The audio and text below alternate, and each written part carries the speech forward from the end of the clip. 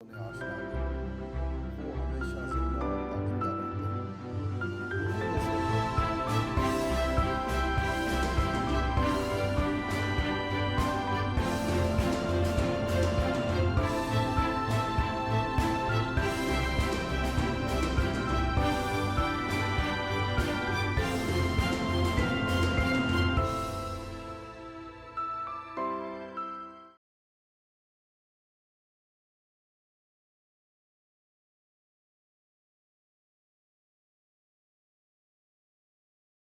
السلام علیکم ناظرین، آپ دیکھ رہے ہیں پی پی نیوز پر فیکٹ فائنڈنگ. میں ہوں ساجد عمر گل. ناظرین، ماہ اگست آنے والا ہے اور جب اگست کی گونج سنائی دیتی ہے تو یاد آتا ہے کہ 14 اگست 1947 کو وطن عزیز پاکستان کی آزادی ممکن ہو پائی تھی. ہم ایک آزاد ملک کے شہری بن گئے تھے. مگر اس برس اسی اگست میں جب ہم ہری جھنڈیاں اور سب سے لالی پرچم سے مزین کر رہے ہوں گے پاکستان کو، تو اس کے ساتھ ساتھ ایک دکھ اور رنج کی جو لہر ہے وہ بھی جگر کو کاٹ رہی ہوگی.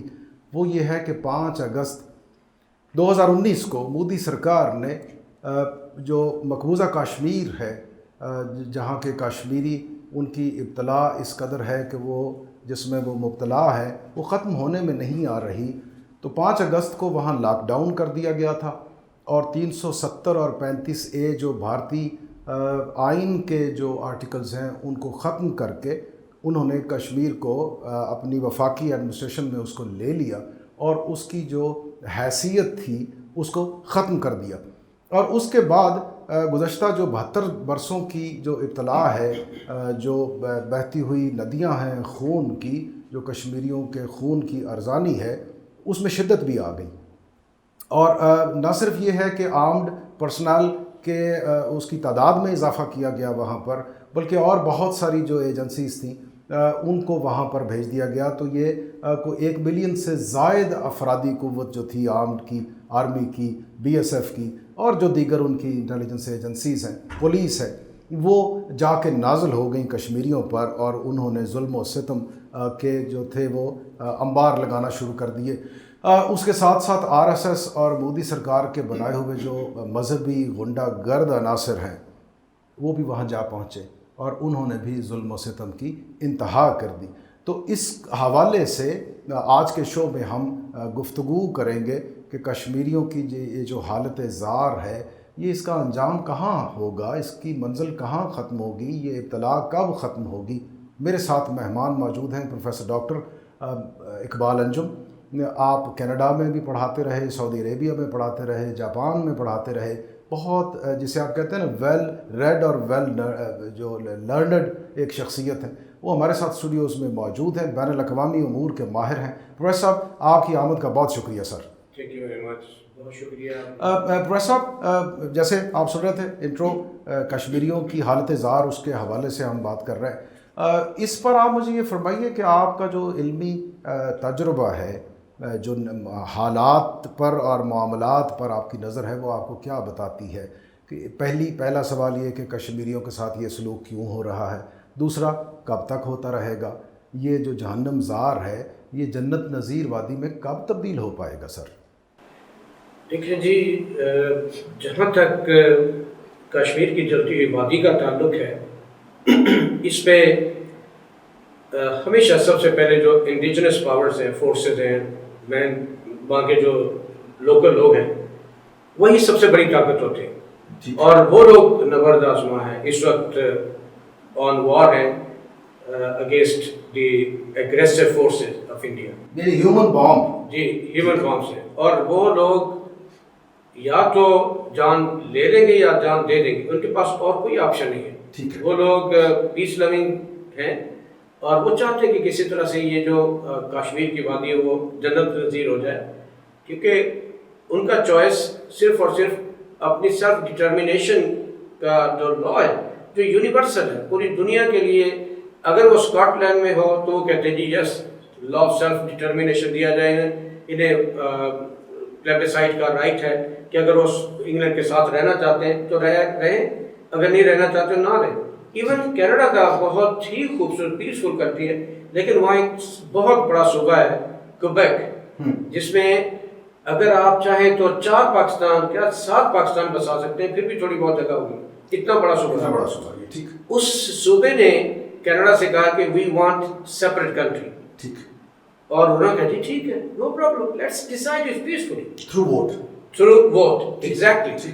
اور انہوں نے انہیں رائٹ آف سیلف ڈٹرمنیشن دیا، ووٹنگ ہوئی، 49% لوگ جو ہے انہوں نے اس کی فیور میں ووٹ دیا کہ we should have a separate country, 51% لوگوں نے کہا نہیں ہم لوگ کینیڈا کے ساتھ چلنا چاہتے ہیں، 49% لوگوں نے اسکاٹ لینڈ کو کہا کہ الگ ملک ہونا چاہیے، 51% لوگوں نے کہا کہ no we should stay with you کے، میجورٹی رولز ایوری ویئر۔ اور ہوا کیا کہ کیبیک اب بھی کینیڈا کا حصہ ہے، اسکاٹ لینڈ ابھی یو کے کا حصہ ہے، یونائٹڈ کنگڈم کا، جی بالکل یونائٹڈ کنگڈم کا حصہ ہے۔ اگر یہ مہذب مالک جو دنیا میں ہیومن رائٹس وائلیشن کے بہت بڑے دیکھیے آپ نے بہت اچھی مثالیں دی، میری گزارش یہ ہے کہ یہ جو استصواب رائے کا یہ جو حق رائے دہی ہے، یہ حق مسلمانوں کو کیوں نہیں ملتا سر؟ پوری دنیا میں نہیں ملتا۔ آپ دیکھیے روہنگیا میں، برما میں کیا کیا مسلمانوں کو بھیڑ بکریوں کی طرح مارا، کشمیر میں کیا کیا، فلسطین میں کیا ہو رہا ہے، یہ سینٹرل ایشین اسٹیٹس میں آرمینینز کے ہاتھوں جو کچھ وہاں سلوک ہو رہا ہے صرف آذرز کے ساتھ، اس لیے کہ وہ مسلمان ہیں۔ تو مسلمانوں کو یہ حقوق کیوں نہیں ہے سر میسر؟ جی ہاں، بہت خوبصورت آپ نے سوال کیا ہے۔ اصل میں ہوتا یہ ہے کہ جو قومیں اکنامکلی یا یوں کہ ملٹریلی جو پاورفل ہوتی ہے وہ ڈکٹیٹ کرواتی ہے دوسری قوموں کو، ٹھیک ہے، اور وہ اپنے ہم مذہب لوگوں کا تحفظ کرنا جانتے ہیں، جس کو 1993 کے جو کلیش آف سویلائزیشن کے رائٹر سیمول پی ہنٹنگٹن نے پوائنٹ آؤٹ کیا تھا کہ اب جو تصادم ہوگا تہذیبوں کا وہ نظریات کی بنیاد پہ نہیں ہوگا، کلچرز اور قوموں کی بنیاد، وہ کلچرز کی بیسس پہ ہوگا، اور کلچر کا سب سے بڑا کیا ایلیمنٹ ہے؟ مذہب۔ ٹھیک، دوسرے لفظوں میں اب جو جنگیں ہوں گی وہ مذاہب کی بنیاد پہ ہوں گی، نہ کہ آئیڈیالوجیز کے بیسس، نہ اکنامک انٹرسٹ۔ ٹھیک ہے، ہم سیمول پی کو ڈسکشن میں لے کے آتے ہیں، کلیش آف سویلائزیشن، یہ جو تہذیبوں کا تصادم ہے، مگر اس سے پہلے میں کچھ اور باتیں آپ سے جاننا چاہتا ہوں۔ آپ چونکہ بین الاقوامی امور کے ماہر ہیں، کیا آپ نے کہا کہ جو اکنامکلی پاورفل ملک ہوتے ہیں تو مسلمانوں کے بے شمار ممالک ایسے ہیں جو بہت پاورفل ہیں اکنامکلی، اس کے باوجود جو حالت زار ہے وہ تبدیل نہیں ہو پاتی؟ جی کیوں سر؟ یہ بہت خوبصورت کویشچن ہے۔ میں اس میں آپ سے چھوٹی سی گزارش کروں کہ جو مسلمانوں کے حکمران ہیں وہ تو بہت پاورفل ہے پیسے کے لحاظ سے، ٹھیک ہے، مثلا میں آپ کو چھوٹی سی مثال، لیکن وہ لوگ یہ نہیں سوچتے کہ بحیثیت امت کیا ہونا چاہیے، کیا ان کا ایکشن ہونا چاہیے، وہ ایک فرد کے طور پر دیکھتے ہیں۔ مثلا آپ نے ایک شاہی خاندان کے طور پہ سوچتے ہیں؟ جی شاہی خاندان کے طور پہ سوچتے ہیں۔ میں 2-3 مثالیں آپ کو دوں گا جو ناظرین کے لیے بہت ہی دلچسپ ہوں گی۔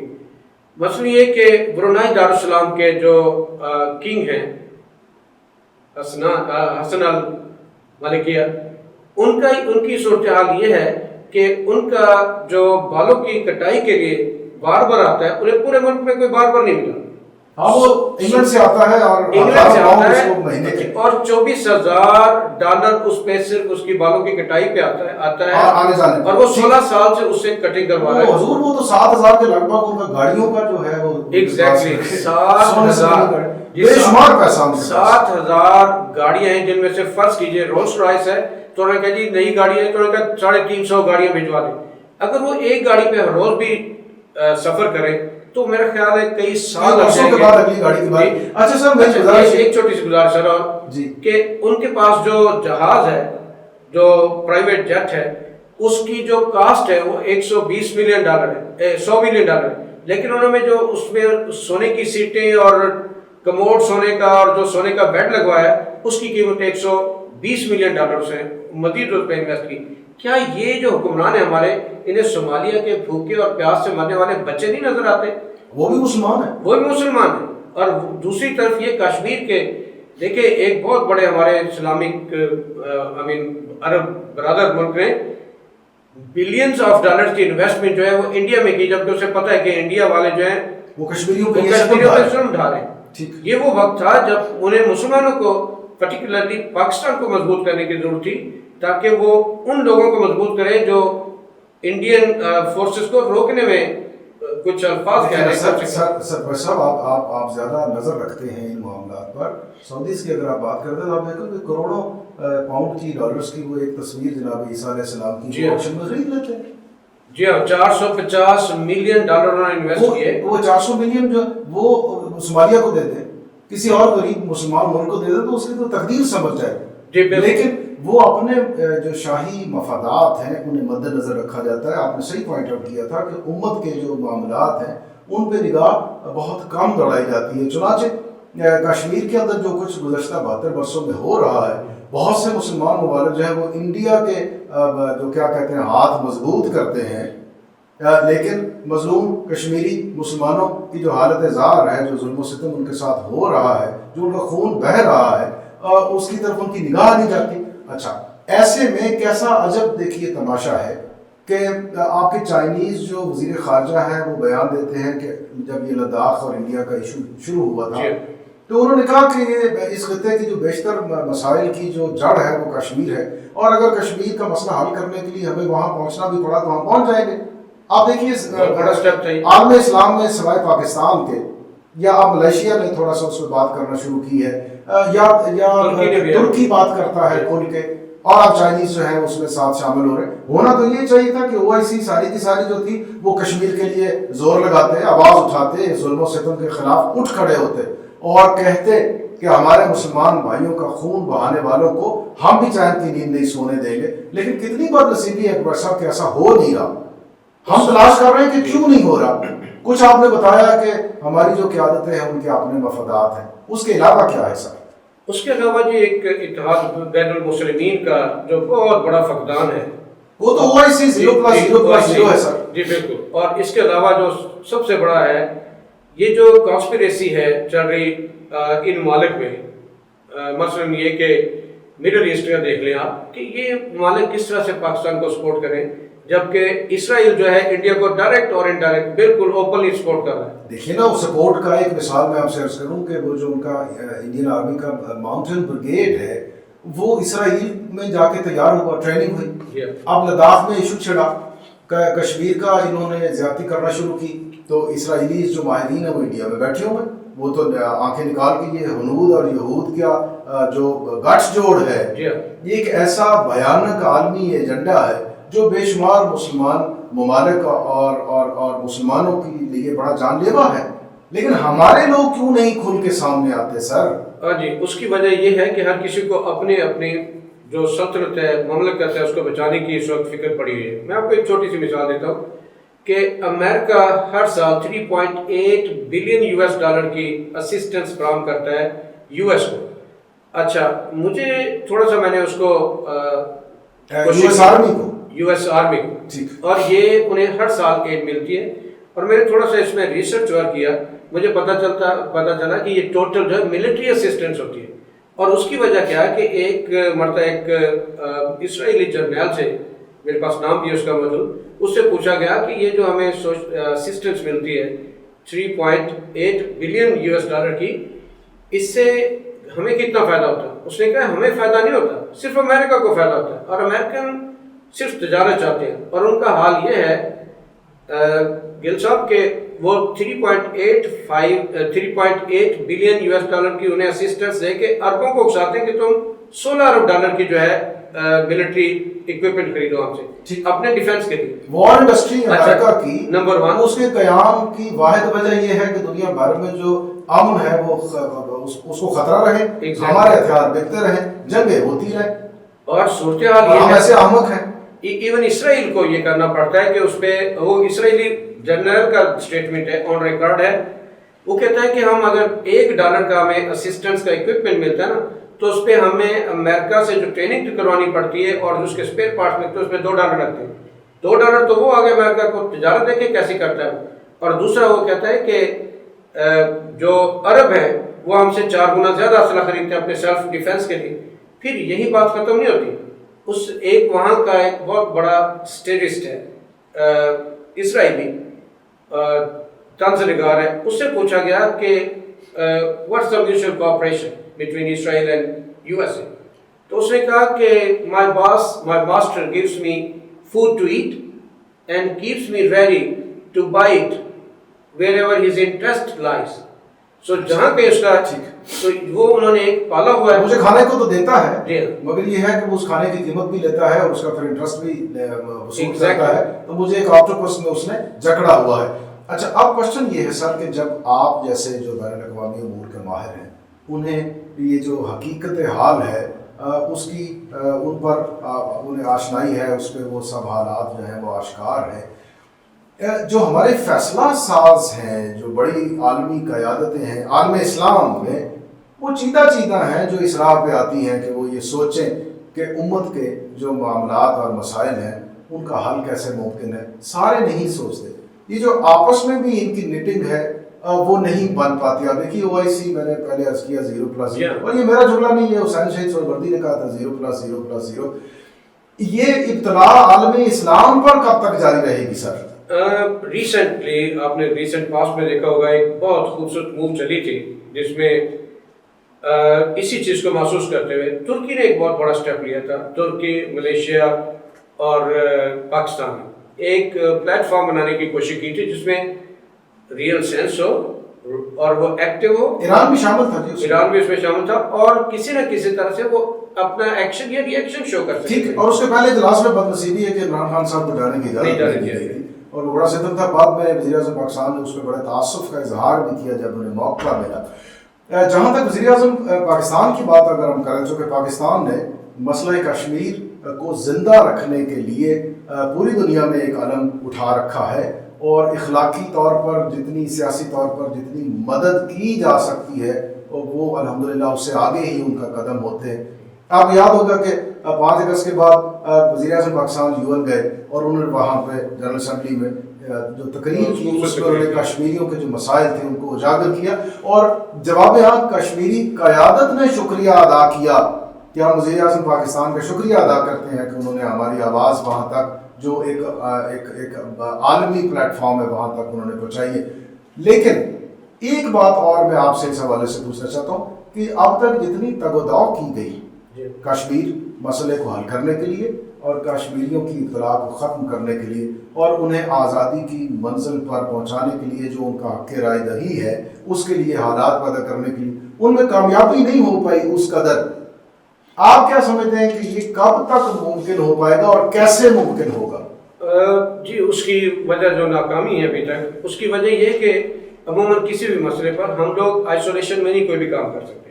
ہم لوگ ورلڈ کمیونٹی جو ہے اسے ساتھ لے کے چلتے ہیں کسی بھی مسئلے کے حل کے لیے.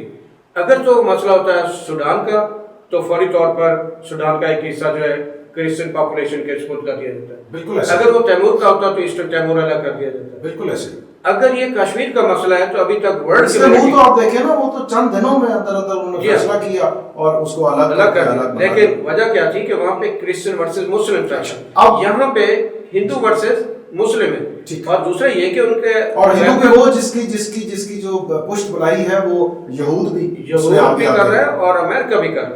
اس لیے کہ انہوں نے امریکہ نے تو اپنا وہ تو بزنس پرسن ہے, اس نے تو اپنا اسلحہ بیچنا ہے. لیکن اسرائیل اس لیے کر رہا ہے کہ وہ اس ہندو مسلم دشمنی اسلام دشمنی. لیکن بدقسمتی ہے کہ جو مسلمانوں کے ساتھ جن کو سپورٹ کرنی چاہیے کہ ہم لوگ اپنے مسلمان بھائی کو نیچے نہ جانے دیں, وہ اس طرح سے نظر نہیں آتا. یہ بڑی بدنصیبی کی بات ہے. اچھا یہ جو آپ نے نود اور یہود کی اور عیسائیوں کی بات کی,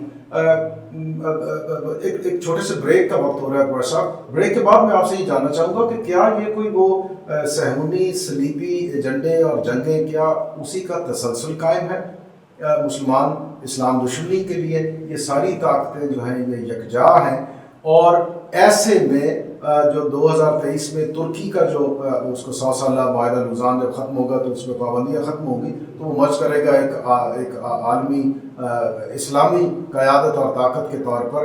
تو ورلڈ کا, دنیا کا, عالم اسلام کا نقشہ کیا ہوگا؟ اور ایسے میں وہ جو صہیونی طاقتوں نے وہ جو کلیش آف سویلائزیشن تہذیبوں کا تصادم اس حوالے سے تیاری کر رکھی ہے تو اس پر میں آپ سے بات کروں گا. ناظرین وقت ہوگا ایک چھوٹے سے بریک کا, آپ ہمارے ساتھ رہیے.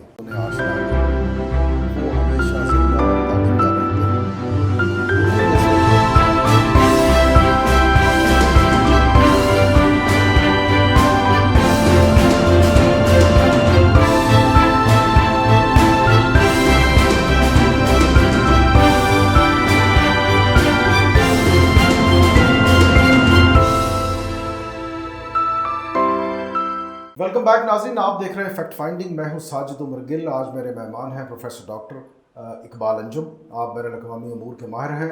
پروفیسر، بریک سے پہلے ہم گفتگو پہنچی تھی کلیش آف سویلائزیشن پر. یہ سیموئل فلپس ہنٹنگٹن ایک بڑا آدمی، بڑا شادماز، اس میں تو کوئی وہ سوشل سائنٹسٹ تھا. یہ 18 اپریل 1927 کو نیو یارک میں پیدا ہوئے تھے. 18 سال کی عمر میں یہ یو ایس آرمی کا حصہ رہے. جمی کارٹر کے دنوں میں دور صدارت میں یہ وائٹ ہاؤس میں رہے، نیشنل سیکورٹی کے اس کے ایڈوائزر رہے.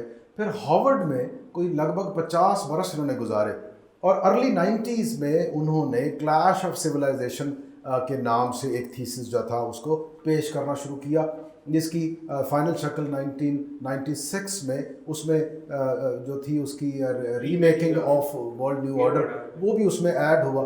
اس میں انہوں نے کہا کہ کلچر، مذہب اور خصوصاً انہوں نے پھر مسلمان اور اسلام کو بڑا رکھا نشانے پر، اور اس حوالے سے انہوں نے ایک تقسیم پوری دنیا میں اس کی نئے سرے سے نئی بنیاد اس کی رکھی کہ ایک طرف ویسٹ ہے اور ایک طرف یہ اسلام ہے. اور اس نے کہا کہ یہ بڑے شدت پسند ہے، بڑا ایسے ہے، بڑا ویسے ہے. اور اس کے بعد کے دور کی باتیں ہم نے دیکھا کہ واقعی اللہ معاف کرے، مسلمانوں کے ہاں بہت ساری ایسی تنظیمیں، بہت سارے ایسے ممالک وہ اس شدت پسندی کی نظر بھی ہو گئے، اور وہاں سے یہ متشدد اسلام کی ایک شکل جو تھی وہ سامنے بھی آئی. اس پر بھی کچھ عرصہ پہلے ہلری کلنٹن نے یہ کنفیس کر لیا کہ یہ سارا نصاب، یہ تشدد، یہ ہم نے بنا کے بھیجا تھا. وہ مجھے بھی یاد پڑتا ہے ناظرین، وہ چارلی ولسن نامی ایک سینیٹر تھے امریکن، وہ پاکستان آتے تھے اور وہ نعرہ تکبیر اللہ اکبر، اور افغان وار کے دنوں میں وہ جہاد کے فلسفے پہ بہت کام کرتے تھے. تو ایک پورے منظم انداز میں انہوں نے خصوصاً عالم اسلام کو اپنے نشانے پر رکھ لیا. پروفیسر اقبال انجم صاحب کے ساتھ ہم جاننے کی کوشش یہ کر رہے ہیں. پروفیسر، یہ جو کلیش آف سویلائزیشن ہے جس کی بنیاد رکھی گئی تھی، کیا اب جو پوری دنیا کا منظرنامہ ہے as far as Alam Islam is concerned, اور جو مسلمانوں کا جو فیٹ ہے اس حوالے سے آپ اس سٹیج کو اب کس نظر سے دیکھ رہے ہیں؟ دیکھیں جی، سیموئل پی ہنٹنگٹن نے 1993 میں جو تھیسس پیش کیا تھا، یا جو ہائپوتھیسس پیش کیا تھا، وہ ایک آپشن یہ تھا اس میں کہ ویسٹ اینڈ دا ریسٹ.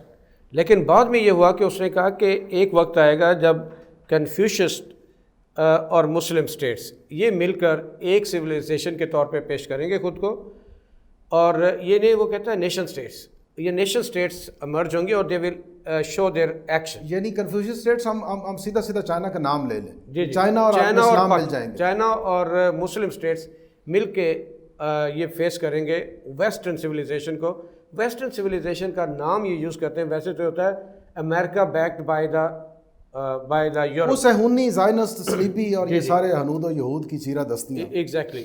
تو ان لوگوں کا یہ خیال تھا کہ ایک کلیش ہوگا چائنا اور مسلم سٹیٹس کے ساتھ، یہ مل کے ایک پاور بنائیں گے، ایک قوت بنائیں گے. اور ایسا ہی ہوا کہ اکنامک اسٹرینتھ اور پوٹینشیل گین کرنے کے بعد دوسرا جو فیز تھا لازمی طور پر وہ اس کے ملٹری مسل کا آیا، اور چائنا نے وہ پاور حاصل کر لی. وہ تمام چیزیں جو اس وقت لیٹسٹ میسائل ٹیکنالوجی ہو، یا ٹینکس، یا فائٹر جیٹ، کوئی name any thing and you will find in China. ٹھیک. تو انہوں نے ویسا وہ کنفیوشس اسٹیٹس کی بات اور عالم اسلام کا جو آپس میں ان کا ملنا ہے، اس کی ایک ریسنٹ مثال تو ہم نے ایران میں دیکھی. $400 بلین کی ایک ڈیل جو تھی چائنا ایران کے درمیان، اور اس میں چاہ بہار کو اسٹیبلش کرنا، اور پھر ایران نے اس میں سے انڈیا کو بالکل جیسے آپ کہتے ہیں کارنر کر کے، فارغ کر کے اس کو واپس بھجوا دیا کہ تم تو کام ہی نہیں کر رہے میرا. تو چائنیز اس میں انٹر ہو گئے. پاکستان کے ساتھ جو چائنا کے جو ایک جسے آپ کہتے ہیں پہاڑوں سے اونچی دوستی، وہ عرصہ دراز سے قائم ہے. تو وہ اس کے امکانات کے کنکریٹ ہو جانے کے ثبوت تو موجود ہیں کہ چائنا اور عالم اسلام اب آپس میں باہمی جو ہے وہ ایک اسٹرگل، جدوجہد اس میں شریک ہو رہے ہیں. یہاں تک تو یہ بات ٹھیک تھی سیموئل فلپس کی. جی ہاں، لیکن ساتھ اب یہ بھی ہو رہا ہے کہ یہ جو ڈسممبرمنٹ ہوئی ہے 1991 کی جو رشیا کی، اس سے بہت ساری مسلم سٹیٹس بھی مرج ہوئی ہیں، اور وہ اچھی خاصی طاقتور سٹیٹس بھی ہیں. بیلنس آف پاور جو ہے وہ اب کچھ عالم اسلام کے حق میں ہو رہا ہے، آپ سمجھ؟ جی ہاں، اب چینج ہو رہی ہے، سینیریو چینج ہو رہا ہے. دوسرا یہ کہ ایک ذہن میں رکھیے گا گل صاحب، جب رات بہت زیادہ تاریک ہو جاتی ہے نا، تو رب کعبہ ستاروں کو حکم دیتا ہے کہ جاؤ روشنی کرو.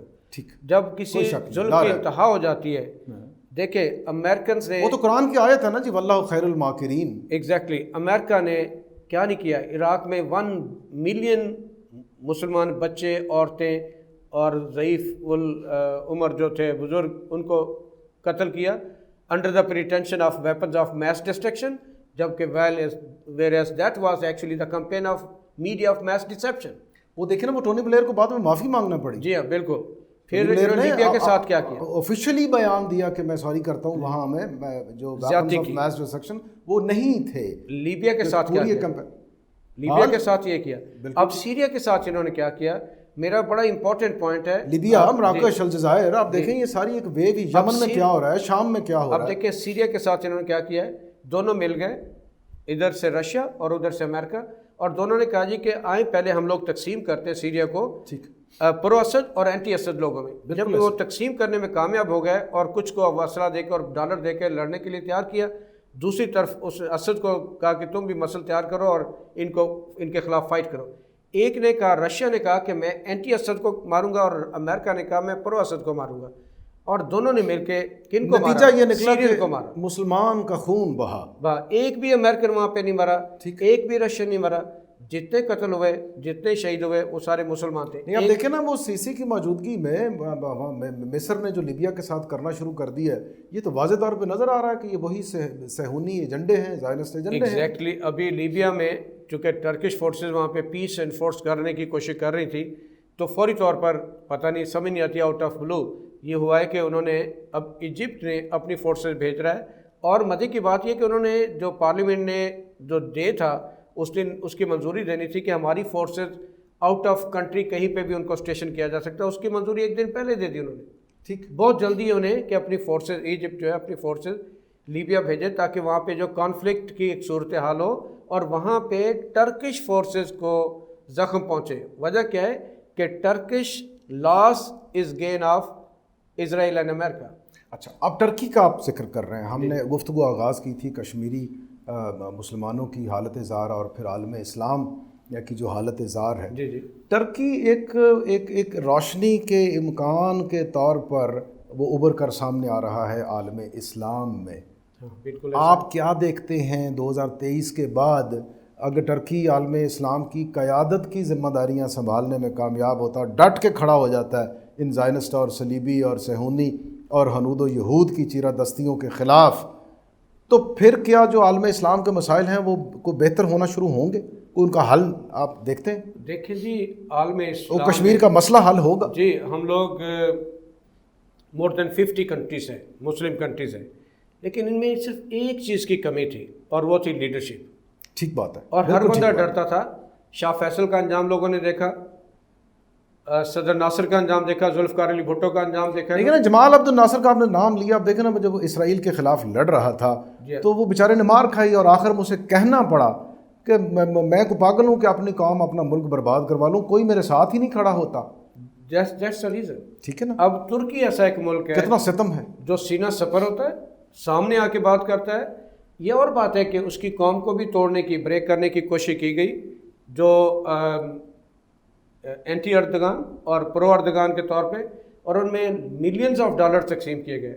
لیکن وہی لوگ تھے جنہوں نے کہا کہ نہیں، ہم پہلے، ان کا جو لیڈر تھا وہ بتا چکا تھا کہ میں سچائی کے طور پہ تمہارا لیڈر ہوں. وہ تو اردوان نے کہا کہ یہ تو طے شدہ امر ہے کہ امریکہ کی ایمبیسی جس ملک میں ہوگی وہاں پہ ستیہ ناسی اور بربادی آنے کے امکانات موجود رہیں گے. اردوان صاحب جس طرح ڈٹ کے کھلے عام بات کرتے. آپ ریسنٹلی دیکھیے آیا صوفیہ، جی ہاں، یہ ایک وہ گریک آرتھوڈاکس ایک چرچ تھا، وہ پھر رومن کیتھولک چرچ بنا، اس کے بعد یہ گریٹ ماسک بن گئی، مسجد عثمانیہ بن گئی جب خلافت عثمانیہ قائم ہوئی.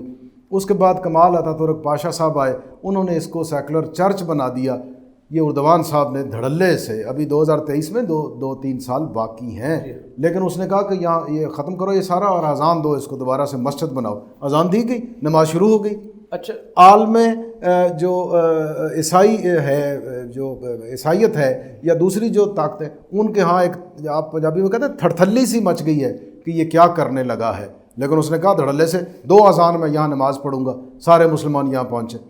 تو وہ تو بھائی فرنٹ فٹ پہ کھیل رہے ہیں. اچھا اس میں مجھے سمجھ نہیں آتی کہ بہت سارے ویسٹرن لوگ جو ہیں ان کو کیا پریشانی ہے. جو آیا صوفیہ ہے کہاں لوکیٹڈ ہے؟ That is located in Istanbul. That is پرانا قسطنطنیہ جیسے آپ ایگزیکٹلی. اور دوسرے نمبر پہ یہ مسجد یہ چرچ نہیں ہے، سوری، چرچ جو تھا وہ سلطان محمد نے پیسے دے کے رومن سے خرید لیا تھا. ہاں وہ جو گریٹ عثمانیہ ماسک انہوں نے خرید لیا تھا. اس کے بعد اس کو مسجد بنایا گیا.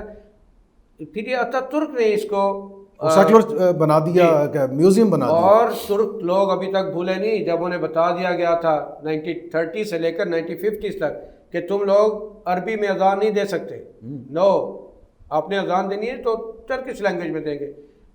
ترک کو بھولے نہیں جب وہاں پہ مذہب سے پیار کرنے والے لوگوں سے کہا گیا تھا کہ ترکی میں رہنا ہے تو پھر آپ لوگ نہ تو قرآن پاک کی تلاوت اونچی آواز میں کر سکتے ہیں، نہ ہی آپ اس کی پریچنگ کر سکتے ہیں. لیکن آپ دیکھیے میں ایک عرض کروں کہ جو قوموں کا دم خم ہوتا ہے، مثلا ایک مثال ہے کہ جب سینٹرل ایشین اسٹیٹس آزاد ہوئیں تو نیچے سے نعرہ تکبیر اللہ اکبر کے نعرے ہم نے سنے، جبکہ جب سوویت یونین تھا تو کسی کو تصور بھی نہیں تھا، اسلام تو بہت دور کی بات ہے، کسی کو تصور بھی نہیں تھا کہ وہاں عیسائیت یا یہودیت موجود ہوگی. لیکن جب وہ ٹوٹا تو نیچے سے اللہ اکبر، نعرہ تکبیر، اس کی آوازیں سنی، اس کی گونج بلند ہوئی. اسی طرح ترک قوم کو 100 سال میں بہت مار مار کے یہ سمجھانے کی کوشش کی کہ اسلام چھوڑو. لیکن آپ دیکھیے گزشتہ 15-20 برسوں میں، میرے خیال کو 15-16 برس سے تو اردوان صاحب ہی ہیں برسر اقتدار ہے ان کی جماعت، ترک عوام نے اسلام پسندوں کو ووٹ دیا ہے. جی ہاں، انہیں جتنا بھی آپ سیکولر کر لیں، ننگا کر لیں، ان کو جتنے مرضی یورپین سٹائل دے دیں زندگی کا، ووٹ دیتے ہوئے وہ اسلام پسندوں کو دے رہے. یہ ان کی قومی سطح پر ان کا جو دم خم ہے، جو ان کی بنیادیں ہیں، وہ ہلی نہیں ہے ابھی. اور آپ کو میں تھوڑا سا ایڈ کرتا چلو اس میں کہ یہ چرچ کرتا نہیں تھا، یہ میوزیم بنا دیا تھا. نہیں میں نے عرض کیا سے اب مسجد میں کنورٹ کیا. میں نے عرض کیا کہ آغاز کار میں جب اس کی بنیاد قسطنطنیہ تو یہ گریک چرچ تھا، پھر یہ رومن کیتھولک چرچ بنا، پھر خلافت عثمانیہ، پھر اس کو وہ گریٹ ماسک بنا دیا گیا عثمانیوں نے، اور اتا ترک نے اس کو سیکولر میوزیم بنا دیا. اور اس کے بعد دوبارہ پھر اس کو اس کا جو مسجد کا جو سٹیٹس ہے اس کو بحال کر دیا. گزارش یہ ہے کہ گریس میں، پھر اسی طرح سے اسپین میں جو مساجد ہیں ان کو ان لوگوں نے، وہاں کے جو اتھارٹیز ہیں انہوں نے کنورٹ کر دیا ہے مختلف قسم کے انداز میں. مثلا یہ یعنی ان کی حالت اصل رہنے نہیں، عبادت گاہ کی اجازت مسلمانوں کی عبادت گاہ نہیں رہی وہ. اچھا اس پہ تو پوری دنیا میں کسی نے نہیں اعتراض کیا کہ جی یہ مساجد ہیں، عبادت گاہ ہیں، ان کو مساجد ہی رہنے دیں، اگرچہ مسلمانیت سے Moors are gone from Spain but let them be mask. وہ نہیں کرنے دیا انہوں نے. اب ان کو کنورٹ کر دیا انہوں نے مختلف شکلوں میں. تو کیا اگر انہوں نے میوزیم کو مسجد میں کنورٹ کر دیا تو کیا جرم کیا؟ ٹھیک ہے. اور نمبر 1. نمبر 2، یہ جو اردگان کا تھا، جو اس کا اس کا جو مینیفیسٹو تھا الیکشن کا، اس میں اس نے کہا تھا کہ میں آیا صوفیہ کو مسجد میں کنورٹ کروں گا. اگر وہ نہ کرتا چنانچہ اس نے کر دیا تو اپنے وہ عہد سے. اچھا لیکن اس میں میری ایک عرض سن لیجیے. آپ دیکھیں نا، اس میں کوئی انلیگیلٹی نہیں ہے. یہ اردوان صاحب نے قبضہ کر کے اس کو مسجد نہیں بنا دیا، یہ پہلے سے مسجد میں کنورٹ ہو چکی تھی، پھر اس کو میوزیم بنا دیا گیا. اب اس نے اس کا جو اوریجنل مسجد کا جو سٹیٹس تھا وہ بحال کر دیا. اچھا اس کے برعکس آپ دیکھیے، ہم کشمیر کی طرف واپس آتے ہیں تو کشمیری 72 برسوں سے اپنے خون کی لالی سے وادی کی جو ہریالی ہے اسے قائم رکھے ہوئے ہیں. ان کی جرت نہیں ہوئی کہ وہاں پر یہ اذان دینے پہ پابندی لگا لیں، یہ اکٹھے باجماعت نماز پڑھنے پہ پابندی لگا لیں، یہ جمعہ پڑھنے کی پریئر جو ہے اس پہ پابندی لگا رہے. مگر کشمیریوں کے دلوں میں وہ جو جلتی ہوئی شمع ہے اسلام کی، مسلمانیت کی، وہ ابھی تک بجھا نہیں پائے، بلکہ ہر گرنے والے خون کے نئے قطرے کے ساتھ وہ شمع اور روشن ہو جاتی ہے. چنانچہ اگر ہم واپس آئیں پروفیسر صاحب کشمیریوں کے جذبہ حریت پر، یہ عالم اسلام کا ہم نے چکر لگایا آلموسٹ، اور دیکھا کہ وہ جو ویسٹ اگینسٹ دی ریسٹ والا جو ایشو تھا. ہم جب کشمیر پہ واپس آتے ہیں، آپ دیکھیے کشمیری بچے پیدا ہوتے ہیں تو مائیں کان میں کہتی ہیں کہ بیٹا تو شہید ہونے کے لیے اس دنیا میں آیا. یہ کیسا عجب جذبہ حریت ہے، ناقابل شکست، یہ ایسا ناقابل شکست ہے. ایک سیسا پلائی ہوئی دیوار ہے جو طاغوت کے سامنے ڈٹ کے کھڑی ہے. آخری بات مجھے آپ سے یہ پوچھنی ہے کہ جب ٹرکی معاہدہ لوزان ختم ہوگا، 100 سال پورے ہوں گے 2023 کے بعد، ترکی بہت زیادہ پاورفل ہو جائے گا، اکنامکلی بھی بہت پاورفل ہو جائے گا. تو کیا مسئلہ کشمیر کو حل کرنے کے لیے جو دباؤ اور طاقت عالم اسلام کے اندر درکار ہے وہ بھی ممکن ہو جائے گی؟ آپ اس پہ کیا کہتے ہیں؟ میرا خیال ہے کہ اگر ترکی کو لیڈرشپ ملتی ہے عالم اسلام کی تو مجھے پورا یقین ہے کہ جتنے بلند بانگ لوگ دعووں کا تصور کرتے ہیں دوسرے مالک سے، وہ ایسے نہیں کرے گا، وہ عمل کرے گا. وہ اپنے ارادوں کو عملی جامہ پہناتا ہے. ترکی کے پاس جو لیڈرشپ ہے بڑی یونیک ہے، کوئی شک نہیں. سوچتا ہے وہ واریر ہیں جی، بڑے واریر ہیں، جنگجو ہیں. بالکل وہ اوپن ہے، سیکریٹو نہیں ہے. جو کچھ کرنا ہوتا ہے وہ پوری دنیا کو بتاتا ہے کہ میں یہ کرنے جا رہا ہوں اور وہ کروں گا، اور وہ ڈنکی کی چوٹ پہ کرتا ہے. بالکل ٹھیک بات. وہ ایسا نہیں کرتا کہ ڈٹ کے کھڑا. آپ کو یاد ہے فلسطین غزہ اس نے وہ اپنا بحری جہاز بھیج دیا تھا عدویہ اور خوراک لے کے، اسرائیل نے اس پہ بمبا. ہمارے ایک پاکستانی سینئر جرنلسٹ اس میں پھنس گئے تھے. یہ روہنگیا مسلمانوں کے ساتھ برما میں وہ دونوں میاں بیوی پہنچ گئے. انہوں نے کہا میں مار مار کے تمہاری حالت بگاڑ دوں گا اگر میرے مسلمان بھائیوں پہ تم نے ظلم و ستم کرنا باز نہ آیا. کشمیر کے بارے میں سب سے زیادہ جو ببانگ دہل بات کرتے ہیں وہ ترکی بات کرتا ہے. اچھا، اب ایک نیا کنسنسس ڈیولپ ہو رہا ہے جو چائنا کے ارد گرد ہے پروفیسر صاحب. اس میں پاکستان ہے، اس میں ٹرکی ہے، اس میں ایران شامل ہو گیا، ملیشیا شامل ہو گیا. یہ ایک کنسنسس ڈیولپ ہو رہا ہے اور امکان ہے کہ ایک دور آئے گا کہ رشیا بھی فل فلیج اس میں آ جائے گا، سینٹرل ایشین اسٹیٹس اس میں شامل ہو جائیں گی.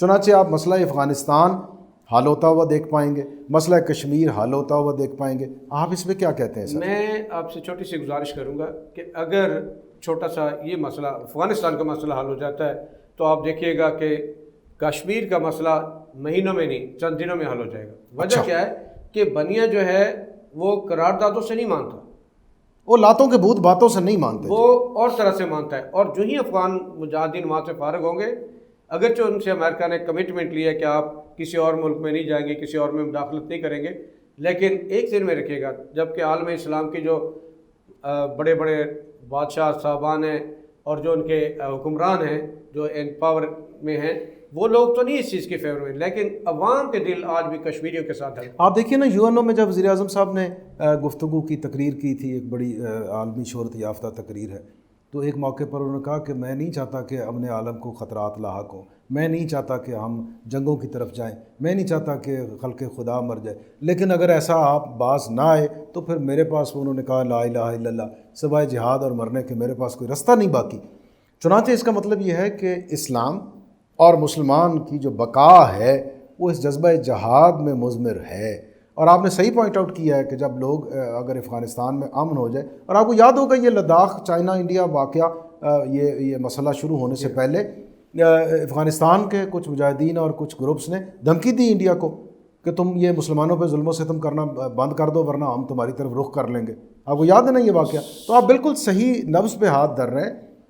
ایک موزائک بنتی ہے، ڈاٹس ہیں، اگر ان کو ملا لیا جائے تو پکچر کلیئر ہوتی ہے، اور وہ پکچر کلیئر ہوگی جو میں سمجھ پایا آپ کی گفتگو سے. آپ مجھے فرمائیے گا، رہنمائی دیجیے گا، ماہر آپ ہیں، کہ اگر مسلمان باہم اکٹھے ہو جائیں، قیادتیں یکسو ہو جائیں اور جذبہ جہاد بیدار کر لیا جائے اور ڈٹ کے کھڑا ہوا جائے صہیونی اور یہ زائنسٹ اور صلیبی طاقتیں، ہنود و یہود کی جو چیرہ دستیاں کے خلاف ڈٹ کے کھڑا ہوا جائے، تو موت نہیں، زندگی ہے، حیات ہے، بقا ہے سامنے.